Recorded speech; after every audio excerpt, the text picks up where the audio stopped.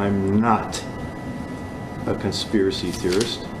I am not. Tonight, Republican candidate for governor Representative Tim Ramthun renewing his push to decertify the results of the 2020 presidential election in Wisconsin after the Wisconsin Supreme Court Friday ruled the use of unmanned absentee ballot drop boxes in the state are illegal.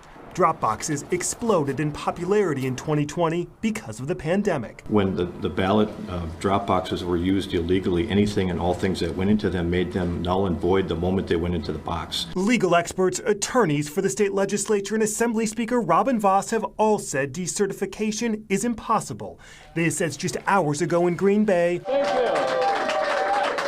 In an interview with our sister station WKOW, candidate Tim Michels wouldn't rule out signing legislation that would attempt to overturn the 2020 results. Would you sign a bill reclaiming the electoral votes? You know, I have to work with the legislature and see what these bills look like. As a businessman, I just don't say that I'll do this or I'll do that. Former President Donald Trump endorsed Michels' Trump this past weekend to rig the 2020 presidential election. Again, calling on Wisconsin Republicans to decertify the results. Poll numbers showing Michels and Rebecca Kleefisch tonight in a tight race to win the Republican nomination.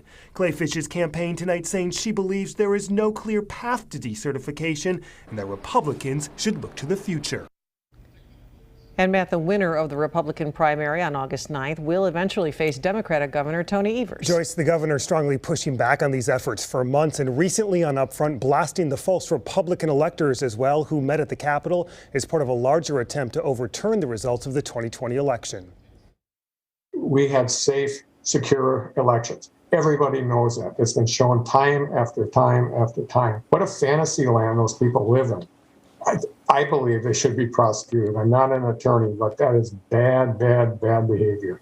Joyce, tonight, both Democrats and Republicans say election integrity is on the ballot this fall, but both for very different reasons.